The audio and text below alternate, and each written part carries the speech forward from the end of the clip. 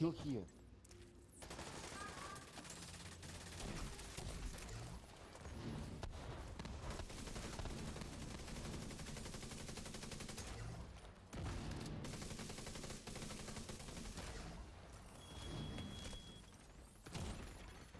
Immediate medical assistance needed.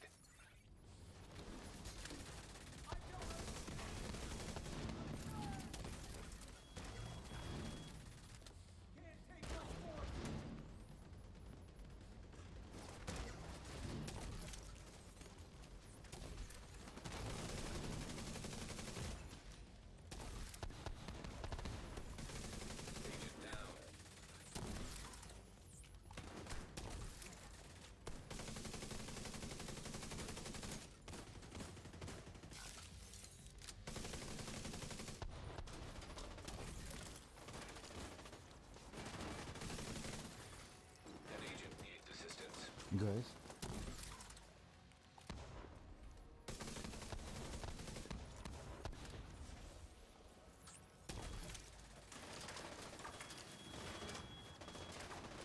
Drone.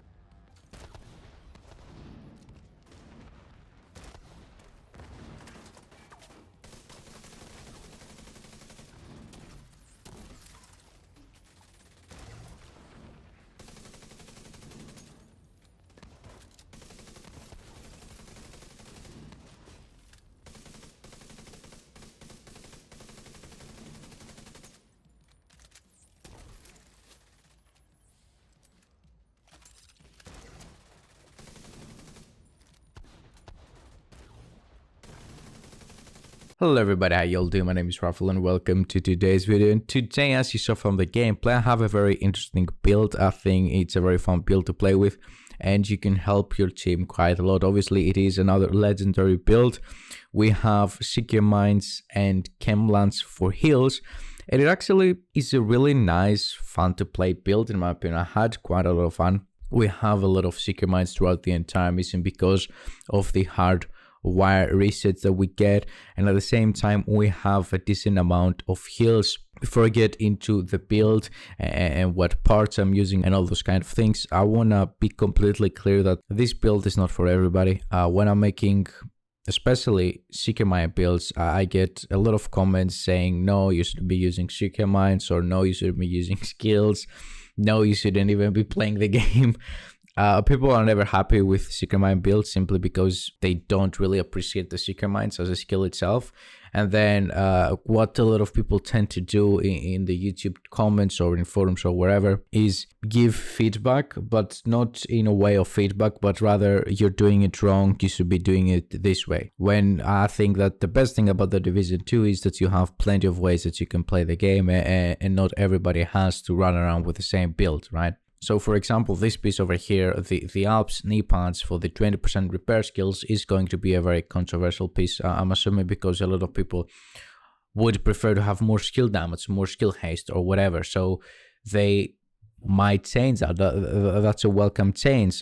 This is not a build that it can only be played the way that I have it right here. I'm going to talk about all the alternatives. And I'm also going to let you know from the start that if you go with the full damage Secure Mine build, you're going to get a lot more damage than this. If you go with a full healing build, you're obviously going to get more heals than this. This is a nice in between, having a balance between damage and heals. And it actually works great. You can save your teammates as you watch from the gameplay. I saved my teammates quite a lot of times, and I was able to output almost, I think it was what, 1.8k million damage or something like that. I will have a screenshot right now on your screens, but the damage was actually pretty good for a build like this one. Now, let's get into the build. First of all, what I want to talk about is the specializations, because we have two options here. The first option is going to be going with a demolitionist. The reason for that is the explosive or dance tier 3, which pretty much increases our explosive damage by 10%. This over here will help with our Seeker Minds damage. Two more nice to have buffs that come from the demolitionist specialization is the demolitionist tactical link. Group members gain 5% damage targets out of cover, and then the brace for impact, which allows you to ignore explosions once every 60 seconds. That can save your ass, but since we're going with heals, it's not going to be that beneficial for us. Now, the second option that you have is obviously Technician. The reason for Technician is that you can get the 10% skill healing or the 10% skill damage, get one skill tier from the specialization tree, and then change one of your core attributes to either armor or weapon damage. That's another option. Then the last option, the third option, is going with a survivalist. The reason for that is that you get 15% increased outgoing heal, which is going to increase your heals. You have 10% increased protection from elites. And now your armor kits repair over 5 seconds instead of instantly, but also apply to group members within 20 meters. I think that survivalist is the last specialization that you want to go with. At least that's my opinion. I would rather go with demolitionist, technician, and then survivalist. But it's up to you. It's up to your playstyle. Now, moving on, let's talk about hardwired. Hardwire will give you 15% skill haste for 2 pieces. It will give you 15% skill damage and 30% repair skills at 3 pieces. And then at 4 pieces, it will give you the feedback loop. Whenever you use or cancel a skill, your other skill's cooldown is automatically reduced by 30 seconds while increasing total skill damage and repairs by 10% for 20 seconds. Feedback loop can occur once every 20 seconds. Now, because of the backpack, the feedback loop cooldown goes from 20 seconds to 10 seconds. So we can reset one of our skills cooldown every 10 seconds. And then because of the chest piece, increases the feedback loop skill damage and repair bonus goes from 10% to 25%. So we're gonna get, when the feedback loop buff activates, we're gonna be getting 15 plus 25, that's 40% skill damage. And we're also going to be getting 55% repair skills when feedback loop is active, all from the hardwire. When it's not active, we're only getting 10 and 15 skill damage and 30% repair skills. Now, if we take a look at my pieces, you will see that, of course, all my pieces have yellow core attributes, which are pretty much skill tiers. And then if we go to the attributes, you will see that all my attributes are 10% skill damage on the hardwire pieces, right? And all my gear modes are repair skills, 19.5, 18, and 20. Now, I'm going to talk about the gear modes in a sec. The last two remaining pieces of the build, obviously, are the Cyanide mask for the 15% explosive damage, which we really need. We have 10% skill damage and 20% repair skills here for my attributes. And then the second piece is the Nippons Alps Summit for the 20% repair skills. Again, skill damage, repair skills. Now, what's very important here is that as we just read, the feedback loop will decrease my skill cooldown, will reduce my skill cooldowns by 30 seconds when I use the feedback loop. My Seeker Minds have almost 36 seconds of cooldown. Now, that means that if you use your feedback loop, right, if you throw your Seeker Minds, they go out, they explode, and as soon as the cooldown starts, you use your Chem Lancer, you're gonna reduce the Seeker Minds cooldown by 30 seconds, but you're still gonna have 3, 4, 5 seconds on the cooldown until you can use them again. One option here, in order to don't have to deal with that, is to change your mods, your gear mods that I have as repair skills, to make them skill haste. So if we change 2 gear mods over here, that should be enough. There we go. With 2 gear modes, 11.9 and 12% skill haste, my Seeker Minds cooldown are exactly 30 seconds. The reason I don't have it like this is because throughout the gameplay, as you watched, first of all, I was never activating the feedback loop from the hardwire gear set as soon as my cooldowns, as soon as my Seeker Mines went on a cooldown. Obviously, it was quite a few seconds later. It was like 2-3 seconds later. Then I used my Chem Lancer, and then I had 3, maybe 4 remaining seconds on my Seeker Mines, which is not the end of the world. And it's not the end of the world because in exchange for those 3-4 seconds that I had to wait, I was actually getting quite a lot of repair skills. We were getting, how much was it? I think it wasn't 220s that I was getting. Let me see. We were getting 18 and 90.5, right? So we were getting 38.5% repair skills, which is really, really nice to have. So if you feel like you want to invest on having exactly 30 seconds cooldown, you can... Very sorry.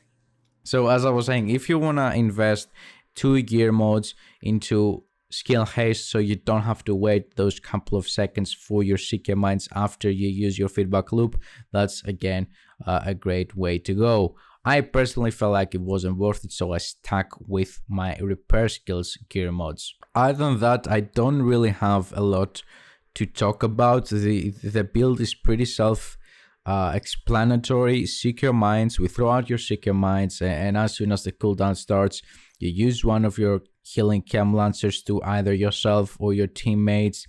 Seeker Mines are coming back. You throw them out again, and once the cooldown starts, you throw Chem Lancer again, and it's pretty much that on repeat. Something I would like to talk about, and I will have some gameplay here for you in the background. Actually, before we do that, when it comes to the weapons, because we don't have any critical hit chance or any critical hit damage, our weapons gonna be hitting like Nerf guns. They're not going to be doing any damage.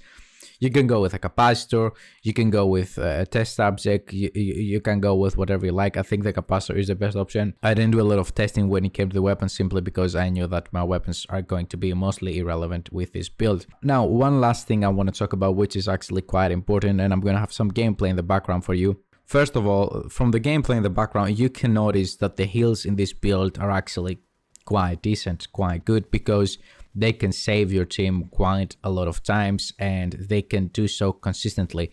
It's not like we have 1 or 2 good heals and then we're like, poof, we're done. We have quite a lot of heals that we can help our team stay alive. I'm pretty sure, and I'm not saying this to brag, but without my build, without this build, we would have wiped in this part of the mission because simply the explosive drones are too many and we didn't have any heals, right? However, something that you need to pay very, very close attention to while you're playing with this build is how many ammo you have on your Chem Lancer. And the reason I'm saying that is because this whole build revolves around having Chem Lancers to reset your Seeker Mine cooldowns. Your Seeker Mines are not resetting your Chem Lancer cooldowns. Chem Lancer gets ammo back by its normal cooldown by waiting 24 seconds. Of course, if you want to, you can use your Seeker Mines to reset your Chem Lancer cooldown. However, it's really not worth it because then you will have to wait much longer to get your Seeker Mines back. So while Chem Lancer is used to reset our Seeker Mines cooldown, there will also be a few times while you're doing missions, especially legendary missions, where you will need to use your Chem Lancer to not wipe. Your team will depend on it. So you have to always keep in mind how many ammo you got left on your Chem Lancer in order to guarantee that you will not run out of them. Because if you do run out of Chem Lancer ammo, you will die. You will have no heals for you or your team. And because you will have no heals for you or your team, you will also not be able to use your Seeker Mines. So you'll also not be doing any damage. So you will be completely useless for your team. Your Seeker Mines will not be going out because it will be on a 30-second cooldown. And your Chem Lancer is also not going to be doing any healings because you will have no more ammo. The ammo on the Chem Lancer, as I think I told you, is 24 seconds. So that's actually quite high. So every 2 feedback loops that we do, we get back 1 Chem Lancer ammo. So pretty much in the 24-second period that we're gonna get 1 Chem Lancer ammo back, we will use 2 if we want to keep throwing out Seekers. So very important, pay attention to your Chem Lancer ammo if you don't want to end up wiping. Other than that, I don't have anything else, guys. I hope that you like the build. If you have any questions, please make sure to leave them down below in the comment section. Thank you very much for watching. Have a wonderful day, everybody. Bye bye.